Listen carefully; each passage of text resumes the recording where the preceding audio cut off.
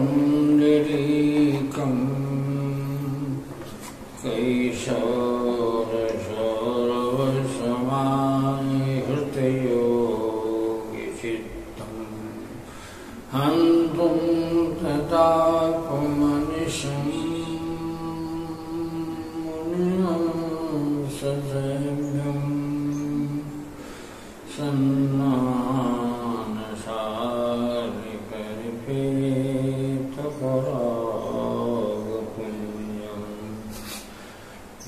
लोकाभिरामं वरङ्गधीरं श्रीराजीवनेत्रं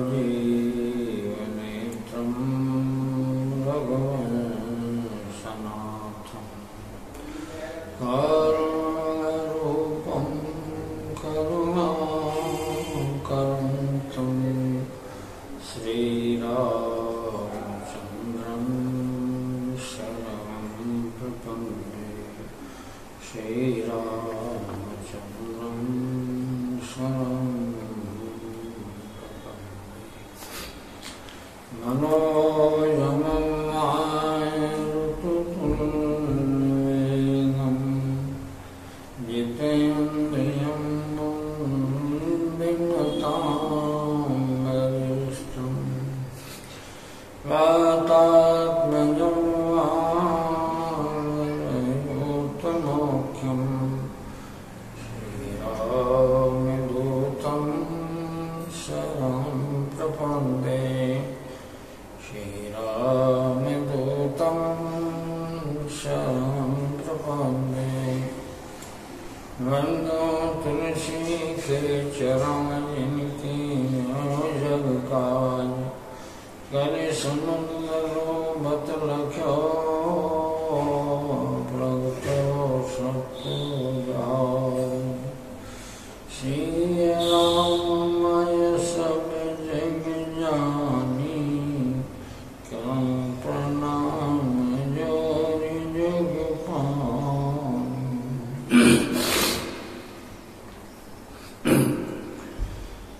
अकारं कमावरमालय जुगल सरकार श्री सीताराम जी के श्री चरणों में अनंत बार वंदन है। श्री अंजने के श्री चरणों में अनंत बार वंदन है। श्री गुरुदेव के श्री चरणों में अनंत बार वंदन है।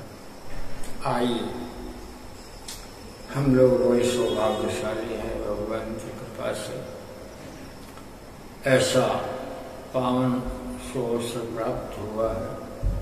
भगवत नाम संकीर्तन करके भगवत प्रेरणा को अपने अंतःकरण में समाहित करके जीवन को सार्थक बनाएं।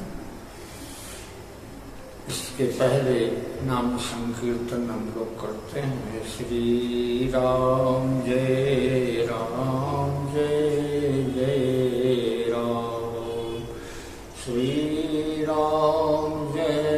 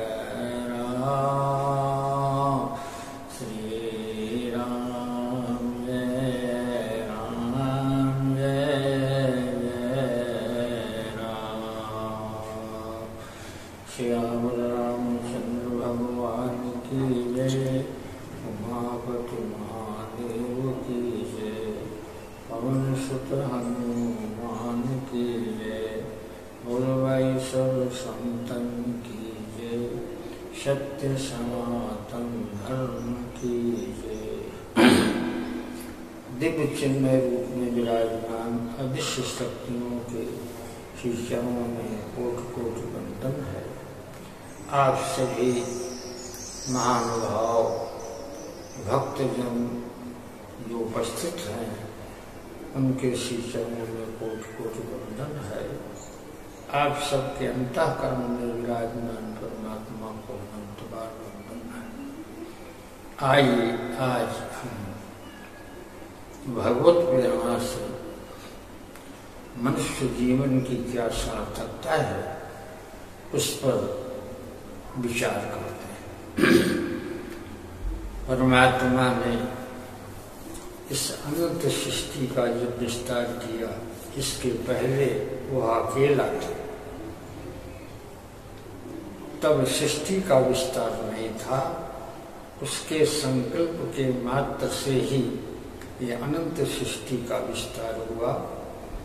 वह अनंत आत्माओं के रूप में परिणित हो गया और असंख्य अनंत शरीरों के रूप में परिणित हो गया और अनंत सृष्टि की जो भी वस्तुएं हैं, जो कुछ दिखाई पड़ता है, वो सब परमात्मा के संकल्प का विस्तार है। और इस विस्तार में ये बड़ा आध्यात्मिक दर्शन है, बड़ा वैज्ञानिक है, बड़ा तात्विक है, बड़ा मार्मिक है और यह बहुत ही विचारणीय प्रश्न है कि परमात्मा ने अनंत सृष्टि करने के बाद में फिर विचार किया कि मेरी रचना में सर्वश्रेष्ठ कौन सी वस्तु, और ये एक विलक्षण भाव भगवान के अंतःकरण में उत्पन्न हुआ। तो भगवान की दृष्टि मनुष्य के शरीर पर रुक गई और भगवान बहुत ध्यानपूर्वक मनुष्य शरीर को देख करके और प्रसन्न होकर के बोले कि अखिल विश्व मोर उपाया और सब पर मोहि बराबरि दाया। लेकिन सब मम प्रिय सब मम उपजाए, सब ते अधिक मनुज मोहि भाए। ये अनंत सृष्टि का जो विस्तार मैंने किया है, इसमें सर्वश्रेष्ठ प्राणी जो है मनुष्य शरीर है। परमात्मा ने इसमें जो है इतना आश्चर्यमय तत्व निहित किया है जो कल्पना के बहुत परे, जिसकी व्याख्या नहीं हो सकती।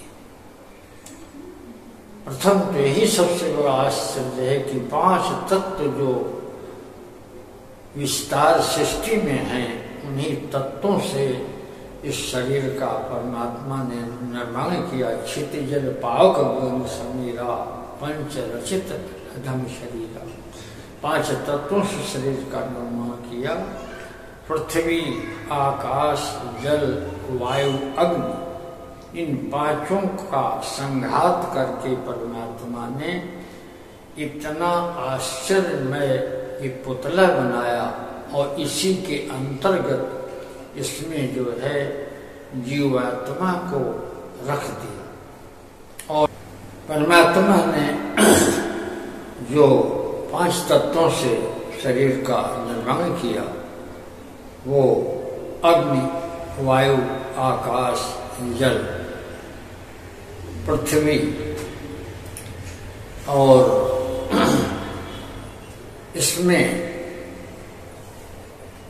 पिंड बना करके इसमें हड्डी और रक्त, इसके अतिरिक्त मज्जा, मांस, मैदा और सुनने की शक्ति, बोलने की शक्ति, देखने की शक्ति, श्रवण की शक्ति, मनन चिंतन की शक्ति, चित्त मन बुद्धि का निर्माण किया और हृदय बनाया और इसमें आत्मा को निहित किया।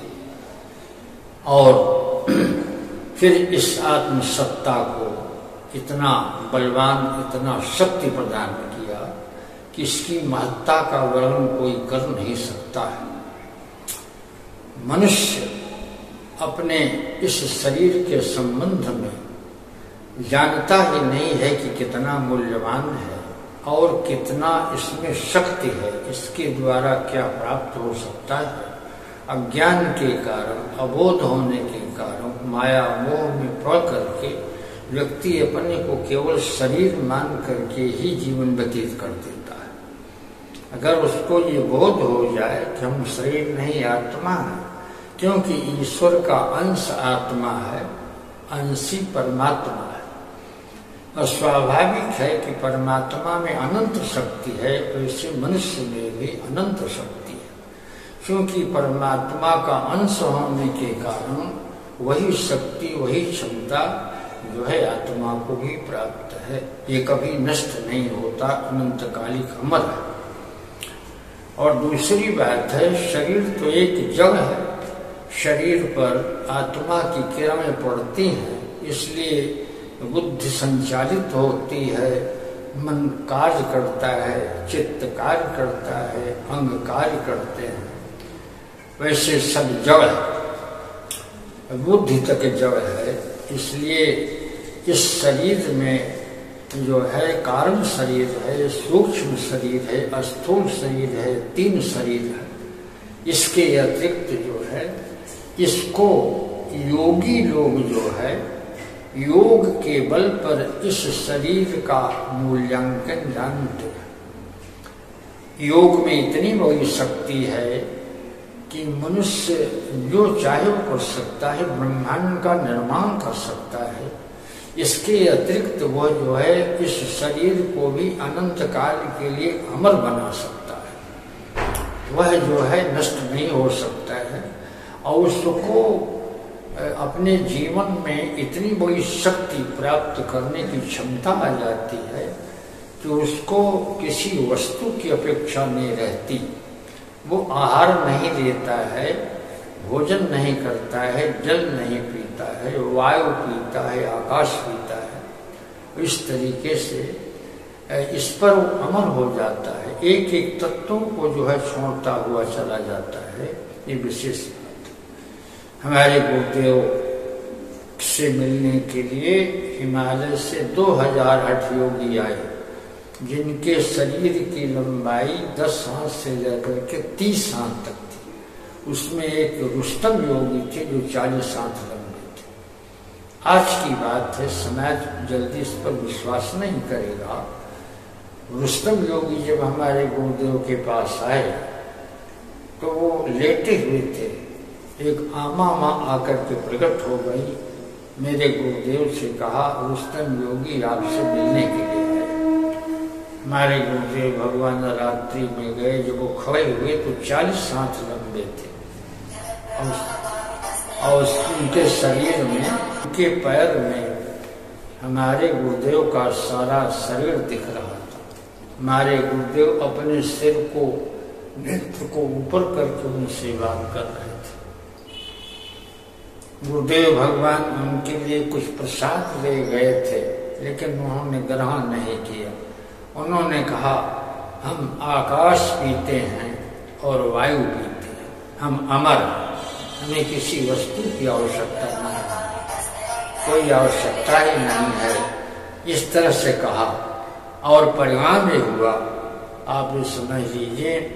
हमारे गुरुदेव ने कहा आपको जो है भगवान का दर्शन नहीं हुआ है।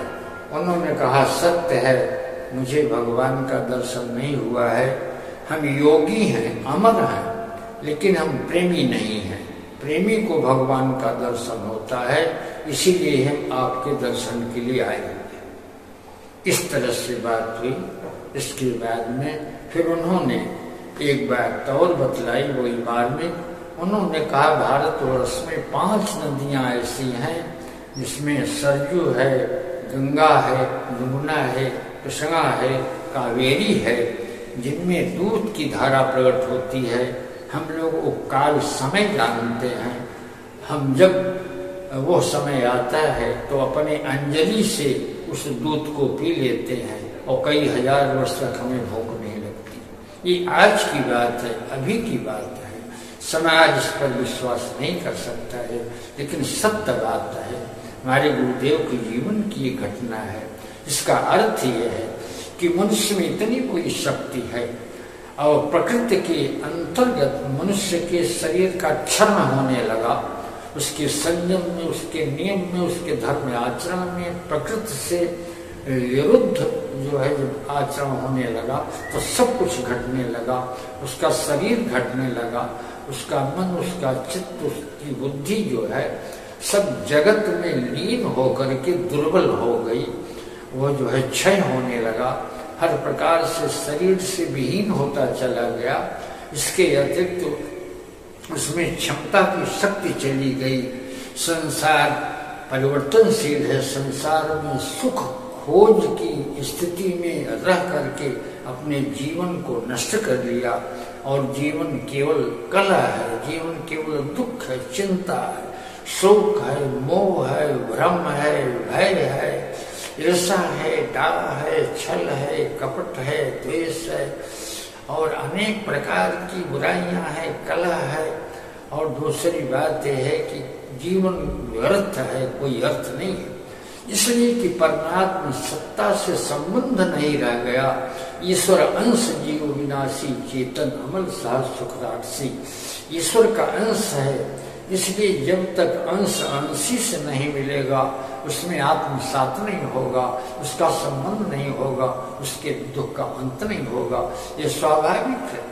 जैसे वर्षा ऋतु का जल समुद्र में ही जो है नदियों के माध्यम से क्यों जाता है? इसलिए जाता है कि वो सागर का ही जल है, सूर्य की किरणों ने खींचा है, उसके बाद भी बादलों ने उस जल को जो है शुद्ध करके बरसाया है। इसलिए समुद्र का अंश होने के कारण वह जल समुद्र में ही जाके मिलता है। जैसे मिट्टी का ढेला अगर कहीं फेंका जाए तो मिट्टी में आकर के ही विलीन होता है, क्यों? उसका अंश है। इसी तरह से परमात्मा का अंश आत्मा है, इसलिए आत्मा परमात्मा का अखंड अनंतकालिक संबंध है। इस संबंध के कारण उसको जीवन में जो है परमात्मा से मिलना परम आवश्यक है। यही कारण है कि उसके अंतःकरण की मांग का अर्थ है, आत्मा की मांग जो है वो परमात्मा है। अखंड आनंद, अखंड सुख, अखंड शांति, यही हमारे आत्म स्वरूप का वास्तविक स्थिति का बोध है। इसका अर्थ है कि हमको अखंड आनंद चाहिए, शाश्वत सुख चाहिए, अखंड शांति चाहिए, क्योंकि आत्मा का ये दिव्य चिन्मय गुण है। इसलिए हमको जो क्षणिक सुख मिलता है उसमें हम अशांत तो बहुत दुखी होते हैं, उसमें केवल भोग है और वो वास्तव में दुखद है। हमारी आत्मसत्ता को अखंड आनंद, अखंड सुख, अखंड शांति की आवश्यकता है। वो केवल परमात्म तत्व है। परमात्म तत्व से संबंध विच्छेद होने के कारण ही जीवन में दुख ही दुख शेष रह गया और कुछ नहीं। इसलिए कहा कि ईश्वर अंशो जीव अविनाशी, चेतन अमल सहज सुख राशि, सो माया बसो भय गुसाई, अबंध्यो की मरकट की नाई। कितनी अच्छी बात कहते हैं। ये माया के वशीभूत हो गया, इसलिए बंधन में आ गया, आत्म तत्व को भूल गया, अपना बोध नहीं रह गया।